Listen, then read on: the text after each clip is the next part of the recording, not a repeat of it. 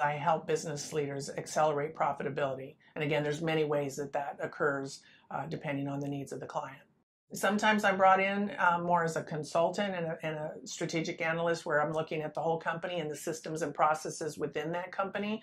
Sometimes it's a CEO who often they're very lonely at the top and they just need some leadership development or even just some coaching around developing a more clear vision or how to handle specific employees. Sometimes it's an individual employee or even an entrepreneur who is just needing some help building an infrastructure and clarifying their vision and the strategies and processes to support that. I'm brought in on a contract basis to really analyze the systems and processes and often the people and the behaviors within those systems and processes and how it's all working together or not working. Usually I'm brought in because some things are not working. Because I'm really looking at everything from 30,000 feet. So an example I can give you is it's often like I'm brought onto a ship and the captain has an idea or a clear vision of how he wants to grow the company or impact the bottom line. But he may not know that the chef down below is putting whiskey in the chicken soup. He may not know that there's a hole in the ship. He may not know that half of his team, his staff, is actually on their own little boats, not even on the ship, and they're sailing somewhere completely differently. So we're really talking about alignment of systems and processes, strategy, and the people who are there to implement and enforce. So when I say that I'm there to help accelerate profitability, I'm not coming in telling them how to do their job. I know they know most of that, but I'm there to kind of hold up a mirror for them to see the pieces that they may be missing. And then we together figure out what are the next steps. The biggest challenge is typically power struggles, turf guarding, people who, and I'm seeing this a lot right now as we look at the generations where the baby boomers have a lot of expertise and they have a lot to offer and they're not going away anytime soon. I'm one of them. We love what we do and, we don't want to leave the workforce. But I think where we're missing it a lot is we don't understand the value of the millennials. I think they're brilliant and they are our future and they have a different way of going. And if they don't like something, they're going to reinvent it. They're going to create something new and innovative. And so the two aren't working well together, which is why you see so many millennials just starting their own thing. And I don't blame them. I mean, I frankly would much rather work with them half the time. But we have to learn to honor the expertise and marry it with the new innovation of where the world is going. And right now we're just at a very craggy point with all that. And I'm finding it quite fascinating because I work in both camps and often I'm spending time bringing the two together. The name of the book is The Pursuit of Time and Money, and the emphasis is on radical abundance and perspectives of scarcity and abundance and how those two paradigms really impact our potential for success. And so I saw that many of my clients were struggling with the issue of time and money, particularly in today's market when we're all being asked to do much more and quicker. So we're looking at, what keeps you from realizing that greater profitability and success. And it's not a book about time and money management. We're really looking at time and money as the tools or resources, if you will, that will help you maximize your fullest potential.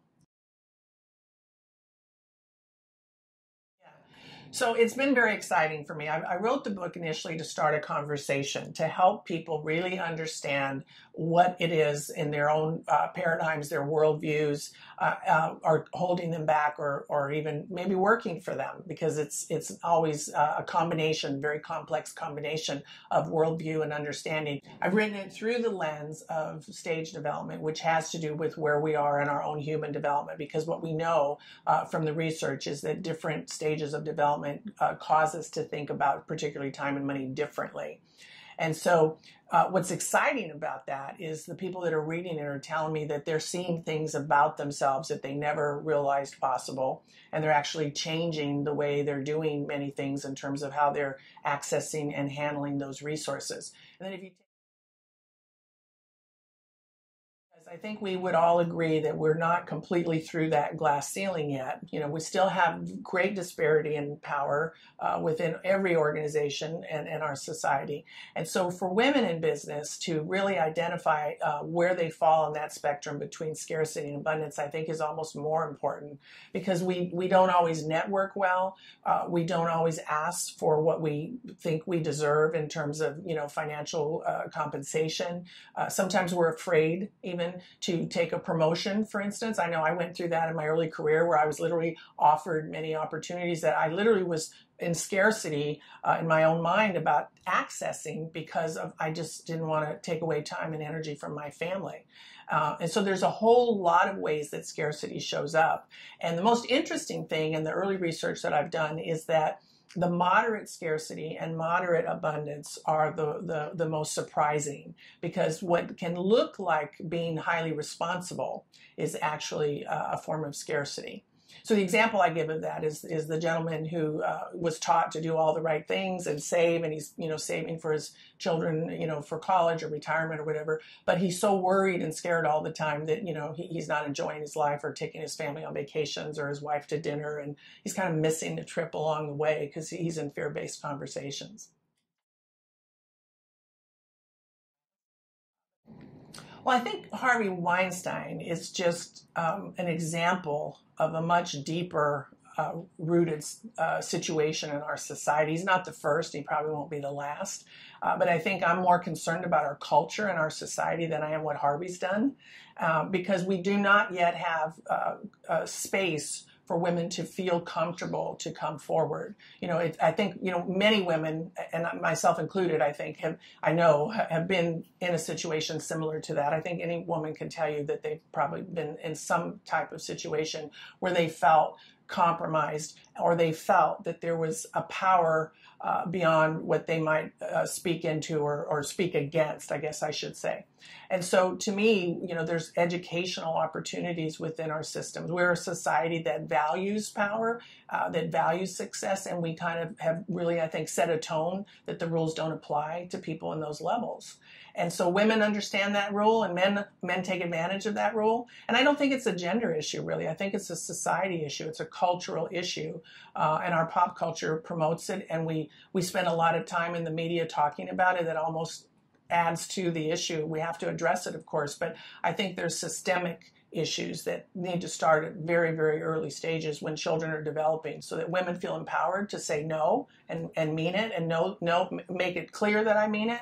But then also, how are we training up our young boys, our men? You know, we see the hazing in the colleges. We see things happening in colleges now that are really not about building character at all. They're really about very egocentric perspectives on life.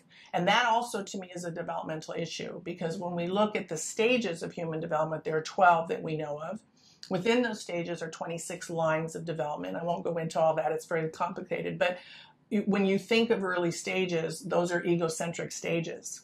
And we're not growing our men up into more ethnocentric stages or even world planet centric stages if we're allowing these things to permeate in our society. So there's work to be done at a very systemic level, and I think it begins with individuals as well as looking at the organizational situations that we're in, whether it be the colleges or police forces. You know, all of our organizations are struggling with these very same things. And so how do you change a culture? You literally have to redefine what is the vision for this studio or this whole Hollywood thing that we have. You know, what is the vision for it? Who do we want to be moving forward? And then we have to start to wrap values around that. And then we build in the systems and processes to support that. And you're training people up from the minute they walk in the door into this is who we are and this is how we operate here. And these things are tolerated and these things are not. And this is a very exciting evolutionary time, because when we get this out of balance, and you have things going on that are happening right now, what that really means is that the system is seeking equilibrium. So we're all kind of sitting up and going, whoa, how did we get here? And we need to rethink this. The pendulum swings too far sometimes either way. And so this is an opportunity for us to really say, who do we want to be as a country?